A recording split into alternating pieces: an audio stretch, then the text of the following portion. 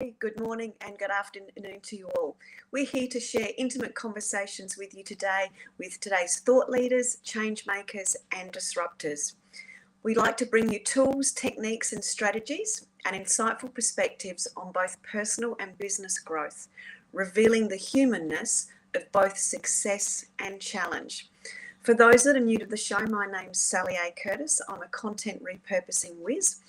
We work with brilliant individuals to help them leverage their content to engage their audience through the power of visual bite-sized content.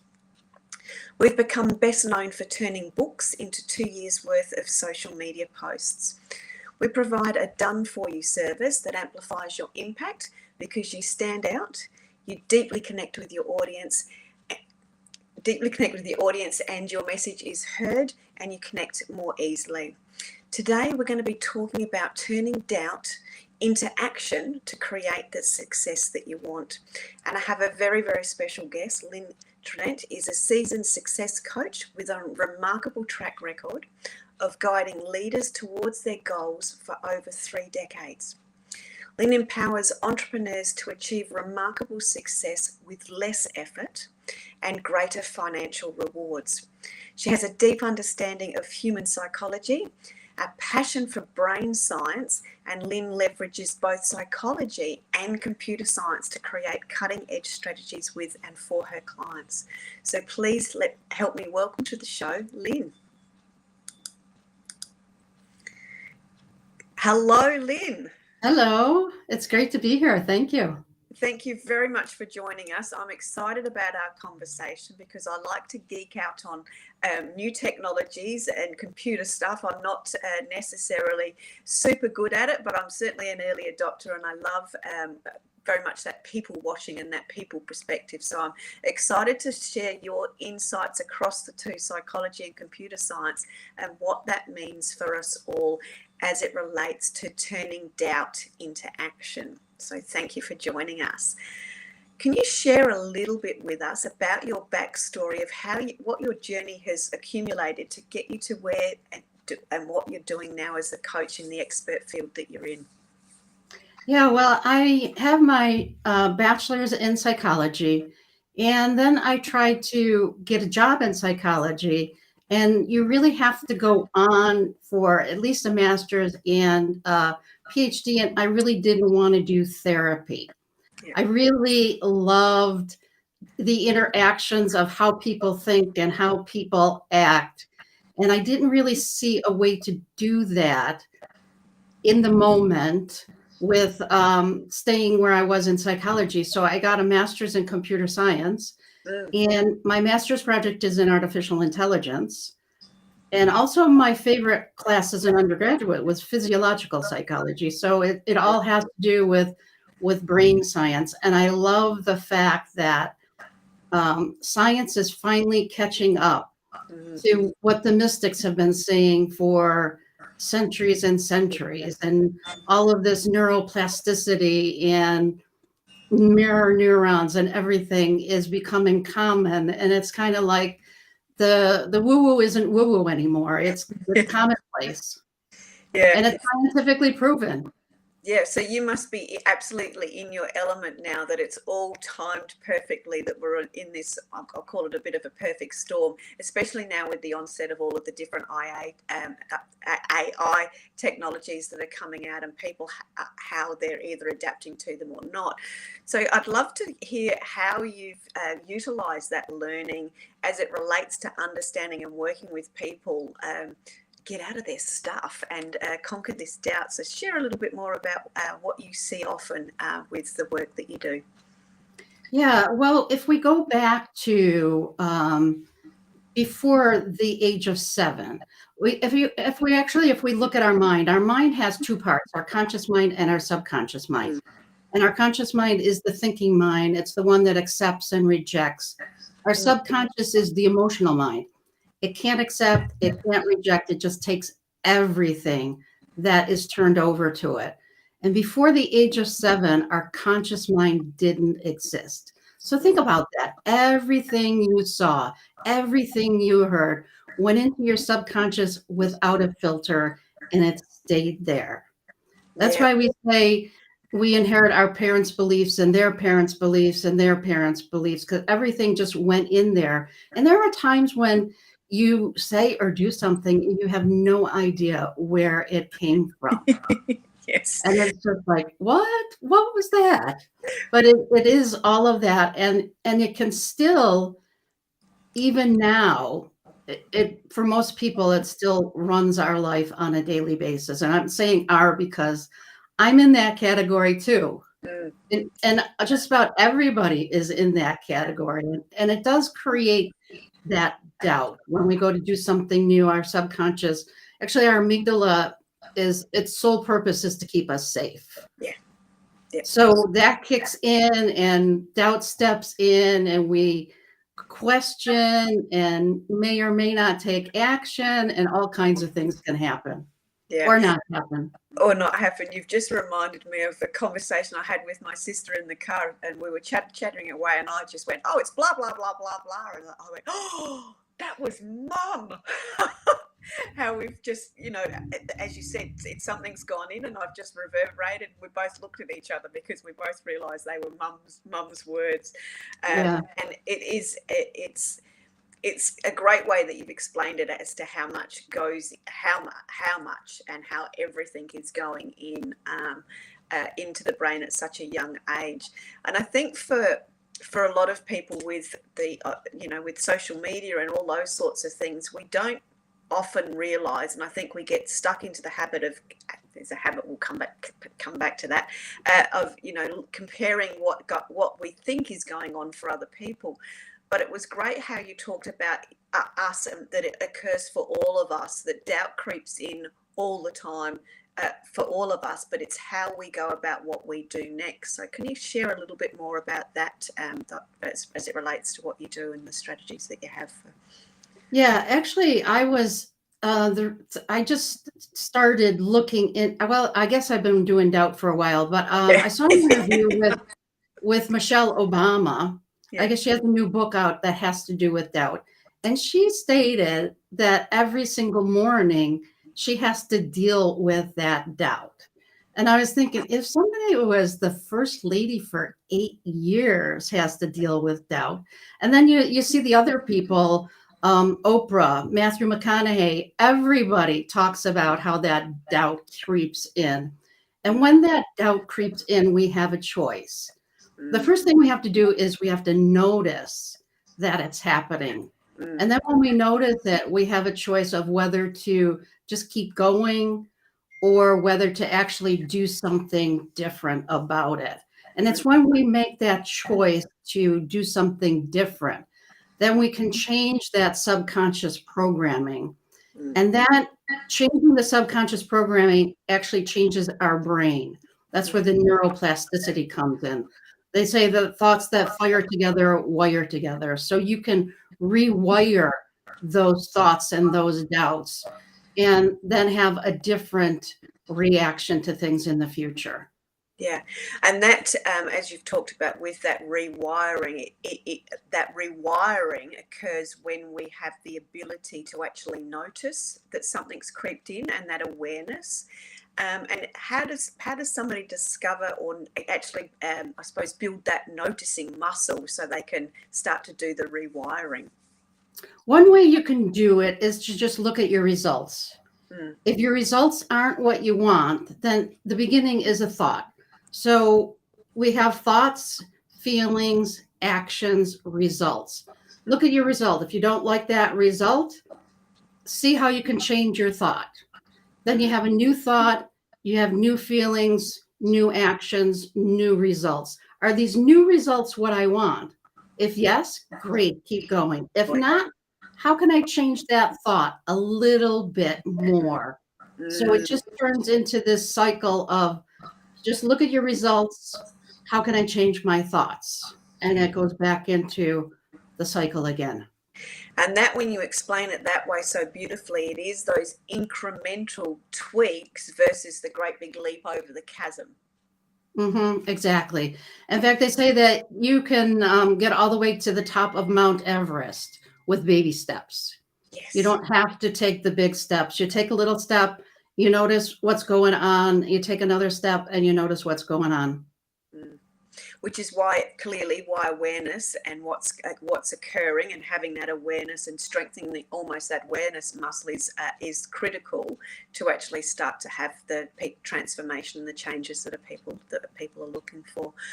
What are the most common things that you work with clients as it relates to helping them transform their lives and their businesses from the place that you start with them? What's most common? What's going on for most of them generally? Well, most of them, I work mostly with entrepreneurs, and they're just not getting the results that they want. They are working a lot of hours and not seeing the income to go along with it. And it's those thought habits Yeah. that keep them stuck in that place of, they think if I just work a little bit harder, then I can accomplish more. I can get there. I can be a success by just working harder. And when in reality, it's just noticing those thoughts and changing those thoughts so that they coincide with where you want to be going. And it, to other people, it might even look like magic once you start doing it, because things change and other people don't know the work that you're going through to do it. So by making those little changes, you can accomplish more and get better results with much less effort. Because that bumping up against doubt and bumping up against all of those thoughts and all of those whatever is going on really is draining, and it keeps your energy low, and it makes it difficult for you to want to do something else. Yeah. So by being able to do that, you can it's easier. It gets easier and easier to do it, and you don't bump up against that roadblock, so to speak, and have to climb over something instead of just keep going. Around it, yeah. And isn't that an interesting phrase that you've actually said there, is that working harder? How many of us, and I've definitely done that from a repeating perspective, and I hear that word come up, oh no, that's all right, I'll just work a bit harder this week, I'll just do a little bit more, I'll just add a little bit more, I'll just add a little bit more. So how do we break that bad habit, and what's a new good habit to do when that word, working harder, and that action that we do is the habit that we perhaps don't even catch quite as often as we say it? Yeah, you can just look at how you feel. How do you feel when you do something? If you feel anxious when you're doing something, or if you feel doubt, or if you feel something, that makes your action less effective, and it makes it harder to get things done. Whereas if you are feeling good about something, then it makes it easier to do, and you can get a lot more accomplished in that. And what I like to tell people, my go-to is always gratitude. Yeah. Whenever you're feeling down, whenever you're feeling anything, just find something to feel grateful for and really feel that gratitude. Gratitude is at the same vibration as abundance. So you want to lift that feeling, and when you do that, you notice things that you may not have noticed before. Yeah. Yes, that's beautiful. And when people are actually doing their, I suppose, gratitude habits and developing the habits of gratitude, is there a good way to obviously acknowledge? Is it journaling? Is there I suppose, different methods that people can do to be more aware and more grateful in general when they're starting this process? How do people get started with, Yeah, I like to have my clients do this gratitude process that I learned from Bob Proctor. And you just every morning and every night you write 10 things you're grateful for. Lovely. And then once you write those down, then you look at anywhere there's tension with other people. And then you send love to those people that there's tension for. And then after that, when you're in that great gratitude place and you're sending love to other people, you just ask, what can I do today? Right. And when you're in that different vibration, when you're in that uplifting feeling, then you are able to see things and do things in a an easier, better way. Yeah. And I just want to point out then, as we were having that conversation, for those that have been listening in and those that are going to be watching later, as Lynn was explaining that, you can, in actual fact, if you tune into it, feel the difference of how that actually shifts when you're very aware of the tips and the advice that you were sharing there. So thank you. You can really, really feel that. And with that new vibration, and when people are actually sort of changing their state, and that vibrational state. Obviously, we hear the term being in flow, and obviously that's where serendipity starts to happen and the magic starts to happen as well. What are often the things that show up for people when, as acknowledgements of that they're on that right path? What do they notice themselves from feedback from clients? Well, I think one thing that you notice is that it just feels better. Yeah. You don't have that agitation. You don't. And when you are in that place, your clients, people can say things to you and it's sort of like Teflon, it just flows off of you.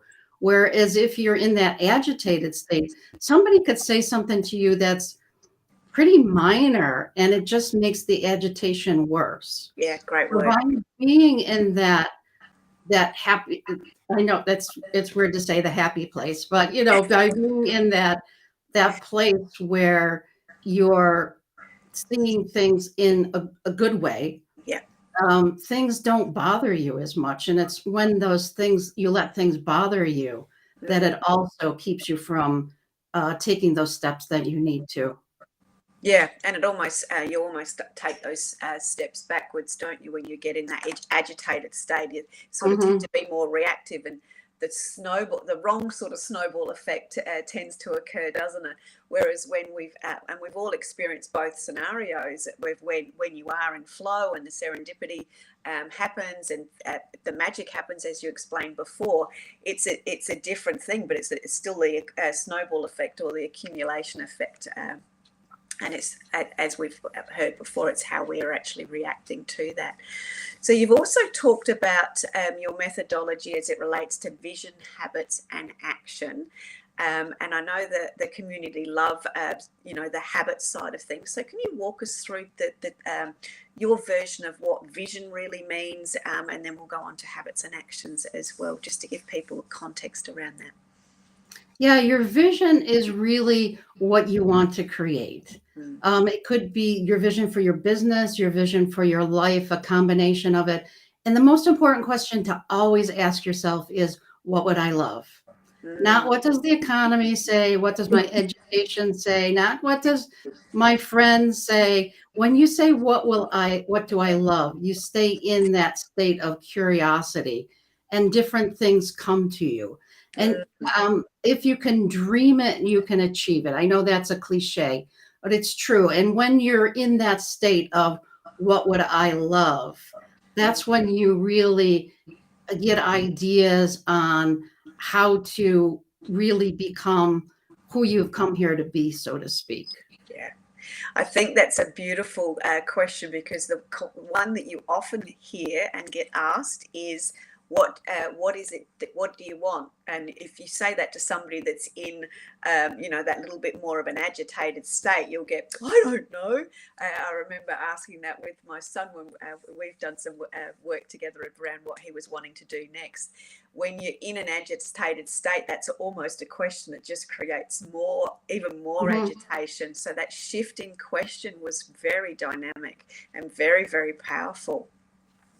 And I suppose too, with that question, curiosity becomes a very powerful energy in itself. Would that be right? Because I would imagine that plays out with them. Yeah, can you explain a little bit more how curiosity works? I reckon that would be. Yeah, so when you're curious, you're open to things that you wouldn't necessarily think about. When you're in that state of what would I love, you may look at something that you've looked at for days and days and days. And by being in that different feeling tone, in that different vibration, you see new things about it. And you're able to take those new ways of seeing things and turn them into even better things. Yes. Yeah. And that's that's that shift in awareness. That's where the magic happens. It's an example of that from my perspective is when we watch a really great movie, which we've watched multiple times before, and we go, I don't remember that being there. I know it's a slightly different scenario, but it's how that magic happens when you see something that's been staring you in the face for such a long time, and you see it differently. And Peter's just shared with us, whether good feelings trigger good thoughts or vice versa. But building on that, what we're talking about here is obviously building on those positive feelings to then change the actions and the feelings and then the actions around that as well. So the one after we've looked at, what is it that you want, the visions, what are the habits that we need to be aware of or start to develop to then be able to take the types of actions that we want? Yeah, so it's just a matter of noticing your habits at that point, and know that as soon as you go to try something new, as I mentioned before, your subconscious is going to kick in. So it's a matter of changing those thought habits. It's specifically thought habits to support your vision of what you would love. Yeah. And then the next step, the actions. Once you have your vision, you kind of go back and forth between the habits and the action. You take an action, and it either is taking you in that direction or not. So then you have to go back to the habits and see what thoughts have to be changed, and then you take an action, and it either supports it or you go back and change it again. So once you have your vision, you're going back and forth between the habits and the action. And that's how you really create your vision, is just to stay in that vision. And a lot of people say fake it until you make it. I like to say be it until you see it, because faking it until you make it still keeps it in the future, and it still keeps it, to me, a little on the negative side. Yeah. So just step into being that person in your vision, and from there, notice your habits and take action in support of being that person. And that's such a beautiful way that you've explained it. That's actually how we can have those incremental steps. You've actually given us the path for those incremental steps to move forward, and not that great big chasm leap that we all think success needs to be or needs to look like. But we're actually crafting and choreographing our the thing that we want, that we love, and the thing that we want to create for ourselves, or the outcomes, etc. as well. So from the vision and those six, the dance between vision and habits, etc. What are we then doing with the action? Because I dare say it's all going to circle back round again. Yeah. So then when you take the action is like the ground wire to electricity. Nothing happens without it. You can have your vision, you can have, your thought, looking at your thoughts, changing your thoughts, but you can't try to change your thoughts and then binge watch Netflix and expect anything to change.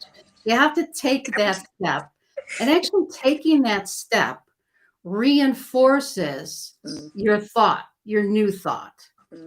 So by changing your thoughts and then taking action to reinforce it in that direction, it makes the new thought more solid, and that's where you change that neuroplasticity, you change the brain itself. Yeah, beautiful. Thank you.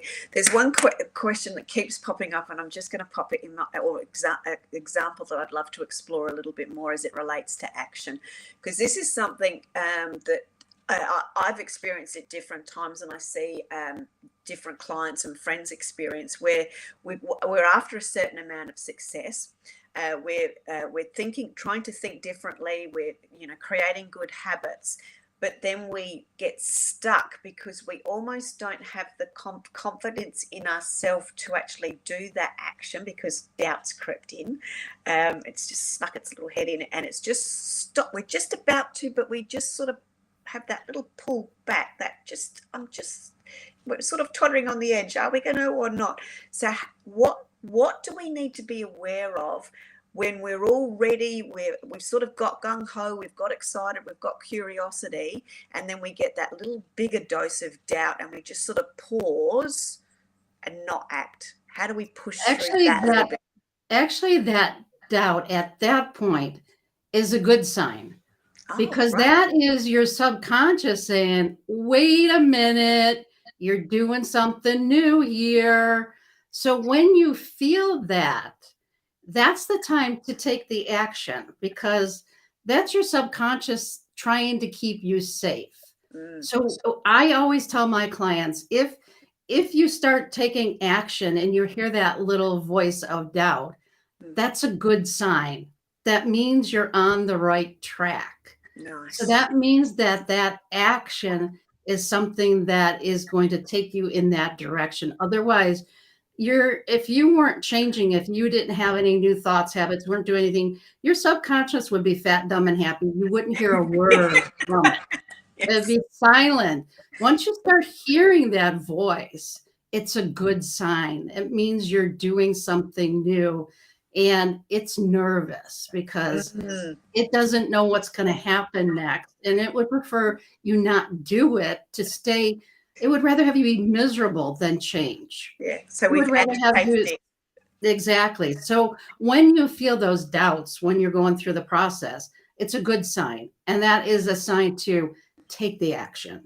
Yeah. And then once you take that action, taking the action actually builds your confidence. You take Mm, that step and then you create a new step. And as you take those steps, you are training your brain to say, yeah, I can do this. yes. Nothing bad is happening right now. Mm. So it's actually supporting that, at the key thing there, nothing bad is happening. I can do this. And that's where you have the ability to build on those incremental steps, because you're almost proving that it's safe, that you can do it. And as a result, that's building the confidence and the courage, I would imagine, as well. Exactly. Yeah. Yeah. When somebody's got, I'm going to use the word unraveled. That's one of my mum's words again. She's around today, so thank you. When someone's been on their success journey, and they've been having some great results, and something happens and they get unraveled, it's tricky at times when we're in that unraveled state to sort of catch ourselves. And that's obviously where it becomes very important to go back to, as you said, the gratitude, which it's changing that vibration, and that simple technique of just, okay, I'm unraveled, I'm grumpy, I'm this, I'm that, I'm whatever, let me write down 10 things that I'm actually really grateful for, to do that quick shift. And that's almost changing something chemically in the brain that just helps to sort of snap us out of it. Would that be right? Yeah. And also, what you can do is just go back to your vision Mm, and step into being your vision and say, if this is who I am, what mm, would I do right now? And yeah. that will also snap you out of that rattle that you're in. It's just Mm, step back into your vision. I actually was a few years ago, I was traveling a lot, and mhm. an event came up, and it's like, I've been gone a lot. I don't know if I really want to go. And I looked at my vision. Travel was in my vision. Yeah. And it's like, if this is who I am, Mm, what would I be doing? And I knew in a second, and I went to that event. yeah. I think what I've had a penny drop moment as we were going through the conversation. There's a difference between creating your vision of what you're being. So that the term that comes up for me is being the creatrix of your vision of your life, versus the vision being a thing. Because when you know what you're being, there's a different energy, there's a different resonance, and a tapping into that, versus when you've got when you think your vision is the house, the car, and all those sorts of things, versus the person that has all those things. There's a different alignment with what happens with the steps that you take to be able to achieve that. So it's tapping into that being, and you talked about be it, to be able to see it, which is beautiful too. Thank you. Did you want to add any more to the conversation that we've had there? And I'm just going to change tactics very slightly. No, I think it's just going through the process and noticing your thoughts or looking at your results and just finding a way. And the more you do it, and this is the best part of it, the more you do it, the easier it is.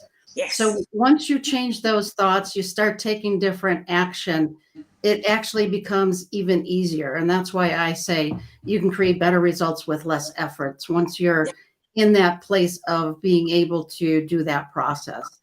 Yeah, very much so, the slipstream.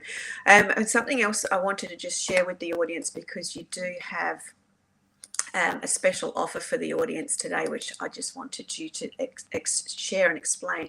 You work with another strategy which you call the AIR method. Could you just walk us through that, and that'll give people the context as it relates to the offer of a free downloadable resource that you've got there as well? Yeah, that's actually a process that I teach my clients to change those thoughts. Yeah. So AIR is AIRR, and it allows you to breathe new life into your business or your life. So the A is just awareness. Yeah. Just what we've been talking about. Be aware. Is this thought taking me where I want to go? And the next is I for interrupt. You want to say, give it a strong, powerful interrupt, like up until now, or I used to. Mm-hmm. And that sort of disempowers that negative thought. Sure. Then you release that thought. You let it go. You might want to visualize it floating off into the air. And then once you release it, you replace it with what you want. So you release it, you create a void, and the universe abhors a void. So you want to fill it with what you want. So it might be the replacement thought might be, up until now, I was overwhelmed with all I had to do. And now I'm taking the action I need to every day to create my success. And by saying up until now, or I used to, it's tricking the conscious mind into saying yes. Because remember, the conscious mind says yes or no, and what it decides what goes into your subconscious. So it says, yeah, that's true. Up until now, that's true. And then that replacement thought can go into your subconscious so that it creates all of those new habits. Yeah, and I love that we're, I'm going to say tricking, we refer to it as tricking the monkey mind by giving it the yes answer versus the no. We sort of have that. So that's brilliant. And people can have a session with you as it relates to working with you as yeah. After you sign up for that, it will take you to my calendar. If you're interested in having a session with me, we can look at where you are, where you want to be, and the next most important step to get you there. Yeah, beautiful. So I'd love you to also now give people an idea of the type of work that you do. We've talked about the changing doubt and the strategies and the success methods and habits for doing that. Obviously, this is something that you're incredibly passionate about because you love the intricacies of people and the way in which they work, and obviously creating success. And you've had a lot of success yourself and with others as well. What's the favourite thing that you like to do, and the way in which you like to work with your clients when they come to you? I actually like to work in groups because there seems to be create a synergy in groups. And sometimes you're thinking, I have no idea what question to ask, but I know something is there. And then another person in the group asks it. So it's this synergy that gets created, and the connections between the people in the group. I love all of that connection, and I love watching them grow together and support each other. Yeah, that's one of my favourite things is the groups and the mastermind and the shared tacit knowledge and oh my God, we've had this success and I tried that and this worked, and that, as you said, people grow with each other, but they grow because of what other people's growth has it facilitates it across the room almost, doesn't it, though, from that synergetic perspective. Yeah, and it does. I like that you mentioned the mastermind because it does create a mastermind. I did a workshop today where we did a mastermind, and Napoleon Hill talks about that, where whenever you have a couple people together, there's a third kind of person there that connects to the infinite and allows those ideas to come that, the people that, even when I say them or somebody else says them, they don't really know where they came from. It's just a thought comes to them, so they say it. Yeah, and it just with the different ones that I've been involved in, you sort of sit there and you have these really deep, great conversations, and everyone's just going, "Oh my God, it was so simple, but it was absolutely gold and so pivotal." The thing that I love about that sharing knowledge and working with groups in that perspective, and I can see this would occur a lot for yourself, is that there's so much simplicity, but that simplicity is so incredibly powerful, and it just sort of almost kickstarts, and it allows perhaps some of those bigger jumps because they've been able to, shift something a bit bigger and those sorts of things. So with your groups, do you often work with smaller groups from that perspective around it, from a business perspective? You have business leaders come together from that? So I work business leaders, entrepreneurs, all can get together and work together. Yeah, definitely. Yeah. So that again, I there's like that working sharing knowledge. with entrepreneurs, solopreneurs, or people that only have a couple of employees, or maybe even just some virtual employees or stuff like that, because those are the people that really need that support, because they don't have it. They don't have somebody in the office to bounce ideas off of and to come up with better ideas. So I love working with them to provide that for them. That forum. Yeah, I'm glad you really touched on that, because I think that is there's that band where we all sit. Many of us act as soloists, even though we might have offshore staff and all those sorts of things. And having that group and that camaraderie of being able to share regularly and bounce ideas off, and that mastermind, and I've tried this and this really worked, or how would you deal with that? That shared tacit knowledge becomes incredibly powerful. And then if you're overlaying the success principles and the growth habits and those sorts of things through there, it becomes incredibly powerful. Very much so. I'd love to ask you, what is I know you've mentioned a couple of favourite quotes and sayings. I've pulled one off your website that I really love, but I'm going to ask you, what's your most favourite quote or saying? Oh, I don't know. I don't know if I have a favorite one.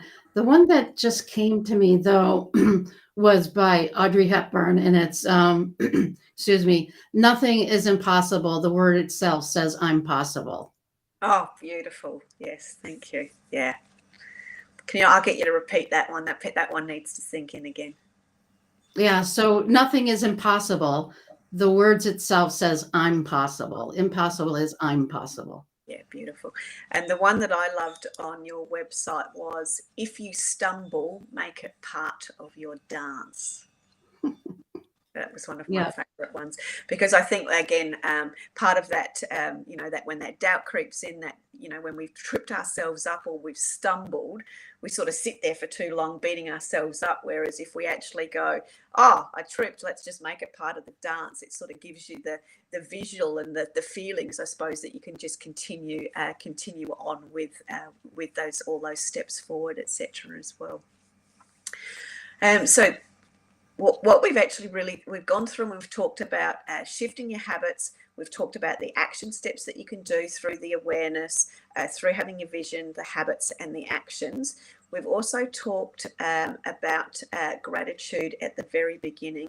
I'm going to ask you if you can circle back to that gratitude as we sort of come to the end, because I think that would be a beautiful way to begin and then end as it relates to how we go about crafting and choreographing our being of success. Yeah, so gratitude is it's just a habit of seeing the best in everything and everyone. And I think you had mentioned something about being a reactor. The difference, if you look at the letters in reactor and creator, they all have the same letters, but it's where you put the C, the way you see it. A reactor, the C is in the middle. If you're a creator, you see it. The C is in the beginning. So by having that gratitude, you're able to see it so that you turn from a reactor into a creator, and you create the life and the business that you love. Beautifully said. Thank you, Lynn. That was, yeah, beautiful. Thank you very, very much for sharing with us today.